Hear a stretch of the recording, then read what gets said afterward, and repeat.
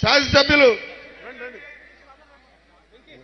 Sir Dokka మాణిక్య ప్రసాద్ గారిని stage మీద రాష్ట్రంగా కూర్చున్నాం. ఓకే ఓకే అమ్మా ఖాళీ లేదు ఖాళీ లేళ్ల అప్పిరెడ్డి గారు మరి రాజశేఖర్ గారిని కూడా స్టేజ్ మీదకి రావాల్సిందిగా కోరుతున్నాం. అంటే చెప్పలేదు సార్ స్టేజ్ స్టేజ్ మీద కుదరదు ఖాళీ లేదు. మరి రాజశేఖర్ గారు ప్లీజ్ మీరందరూ కొద్దిగా పక్క తప్పుకుంటే మీరు ఏమనుకోవద్దు. మీరు ముఖ్యం వాళ్ళ ముఖ్యం ఆలోచించుకోండి. అన్నపత్రి శివకుమార్ గారు అమ్మా మీరు రావాలమ్మా ప్లీజ్ ప్లీజ్ ప్లీజ్.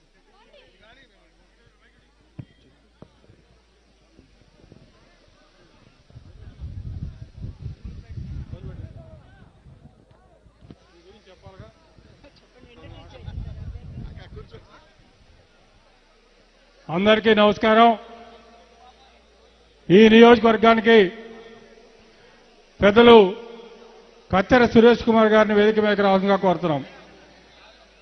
ఈ నియోజకవర్గానికి గౌరవనీయులు ప్రతిపాడు శాసనసభ్యులు మాజీ హోంశాఖ మంత్రులు ఈ నియోజకవర్గం యొక్క నివాసి శ్రీమతి సుచరిత గారిని ఇక్కడ సమన్వయకర్తగా నియమించిన సంగతి మీ అందరికీ కూడా తెలుసు. ప్రజలందరూ కూడా ఆమె పట్ల అందరూ కూడా అభిమానంతో ఉన్నారు. అందరూ ఆమెను కోరుకుంటా ఉన్నారు. నాయకులు కార్యకర్తలు ప్రతి ఒక్కళ్ళు కూడా ఆమెను ఆశీర్వదిస్తున్నారు. ఆమెను ఆశీర్వదించడం కోసం ఈరోజు వేలాదిగా ఇక్కడికి రావడం జరిగింది.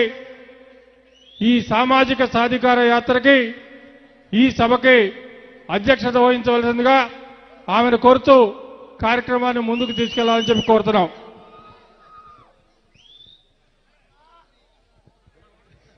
అందరికీ నమస్కారం.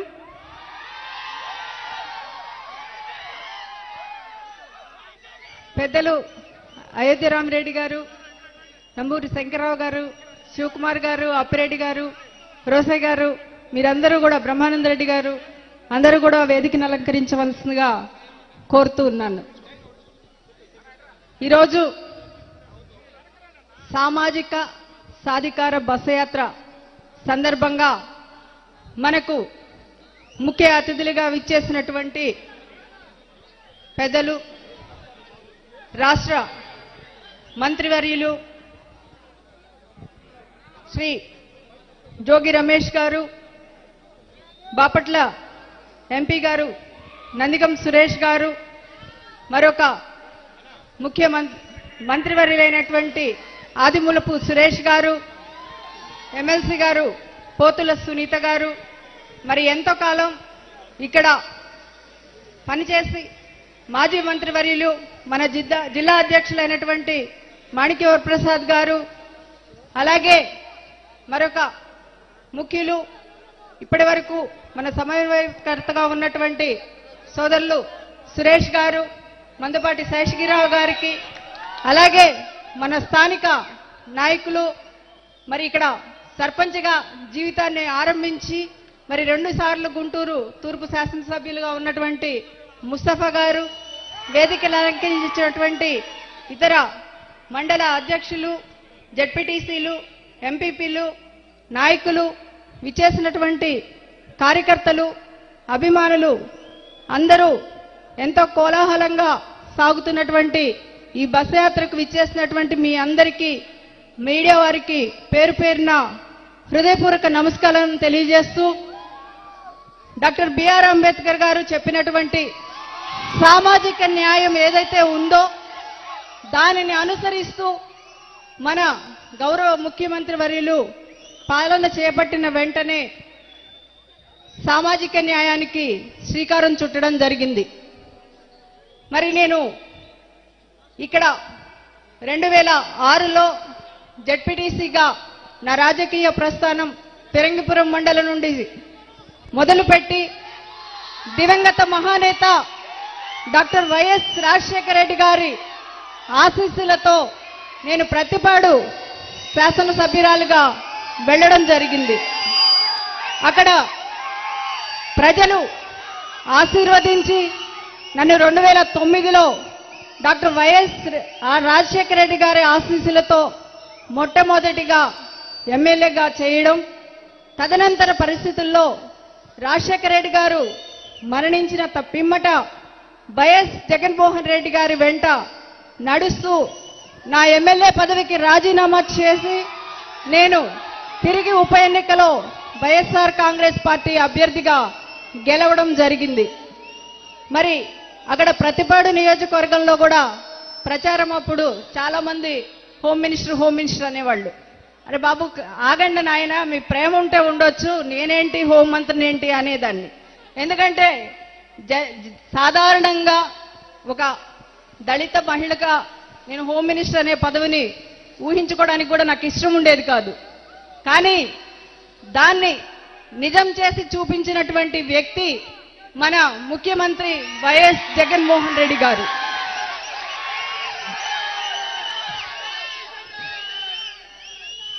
సాధారణంగా సుచరిత అంటే ప్రతిపాడు నియోజకవర్గంలో, అలాగే తాడికొండ నియోజకవర్గంలో, గుంటూరు జిల్లాలో కొంతమందికి తెలిసినటువంటి ఒక నాయకురాలు. జగన్మోహన్ రెడ్డి గారు రాత్రికి రాత్రే నన్ను స్టేట్లో ఒక స్టార్ను చేసేశారు. ఎందుకంటున్నానంటే నాకు మంత్రి పదవి వచ్చిన తర్వాత దాదాపుగా ఒక 10 రోజుల పాటు నేను ఇలాగే స్టేజ్ మీద నించోవాల్సి వచ్చింది. కేవలం మన రాష్ట్రంలోనే కాకుండా ఇతర రాష్ట్రాల నుండి కూడా మహిళా దళిత హోంమంత్రి అంట చూద్దామని వచ్చిన వేలాది మంది దళిత సోదరులు ఉన్నారు, రాజకీయాలు ఫాలో అయ్యేవాళ్ళు. అంతేకాకుండా నా భర్త ముంబైలో పనిచేస్తూ ఉండేవారు ఇన్కమ్ ట్యాక్స్ కమిషనర్గా. అక్కడ పేపర్లో కూడా ఒక కాలం వచ్చింది, ఇక్కడ ఉద్యోగం చేస్తున్నటువంటి వ్యక్తి భార్య మన ఆంధ్రప్రదేశ్ రాష్ట్రంలో హోమ్ మినిస్టర్ అని చెప్పేసి ఒక చిన్న కాలం పెట్టి రాశారు. నిజంగా అంతకంటే గర్వపడినటువంటి క్షణాలైతే ఏమీ లేవు. ఇంకా చెప్పాలంటే నేను జగన్మోహన్ రెడ్డి గారికి చెప్పాను, అన్న నా పేరు సుచరిత అయితే నాకు ఆంధ్ర రాష్ట్ర చరిత్రలో ఒక పేజీ ఇచ్చేశారు, ఎప్పుడైనా తొలి దళిత మహిళా హోమ్ మినిస్టర్ ఎవరు అంటే అది నా పేరే ఉంటుంది, చాలన్నా ఇంతకంటే రాజకీయాల్లో నేను కోరుకునేది ఏమీ లేదు అని చెప్పి. అలాగే మరి గత ప్రభుత్వాల్లో ఎస్సీలకైనా, ఎస్టీలకైనా, బీసీలకైనా, మైనారిటీలకైనా ప్రాతినిధ్యం ఇవ్వాలి అంటే మాకు రెండు మంత్రులు ఇస్తే చాలా కష్టంగా ఉండేది. కానీ జగన్మోహన్ రెడ్డి గారు మంత్రివర్గంలో మొట్టమొదటే మన ఆదిమూలపు సురేష్ అన్నకు విద్యాశాఖ కేటాయించి తిరిగి ఇప్పుడు మున్సిపల్ శాఖ మంత్రులుగా ప్రాధాన్యత కలిగినటువంటి విశేషమైన స్థానాల్లో ఈరోజు ఎస్సీ, ఎస్టీ, బీసీ, మైనారిటీలకు స్థానం కల్పించినటువంటి ఘనత ఏదైనా ఉందంటే అది గౌరవ ముఖ్యమంత్రి గారికే చెల్లుతుందని సగర్వంగా చెప్పుకోవడంలో ఏమాత్రం ఆశ్చర్యం లేదు. మరి అంతేకాకుండా పాలనలో ఉన్నటువంటి మార్పులు కూడా మీరందరూ చూస్తూ ఉన్నారు. పెద్ద ఎత్తున ఈరోజు వాలంటీర్ వ్యవస్థను తీసుకొచ్చారు, మళ్ళీ మనకు సచివాలయ వ్యవస్థను తీసుకొచ్చి సామాజిక న్యాయం చేపడతా ఉన్నారు. మరి మరొక సోదరుడు మా సురేష్ సామాన్య కార్యకర్తగా ఉంటే సోదరులు జగన్మోహన్ రెడ్డి గారు తీసుకువెళ్ళి బాపట్ల ఎంపీ చేశారు. మరి ఇంకా ఇలాంటి రాష్ట్ర వ్యాప్తంగా సామాన్య కార్యకర్త ఒక ఎంపీ అవ్వాలంటే సాధ్యపడే అంశం కాదు.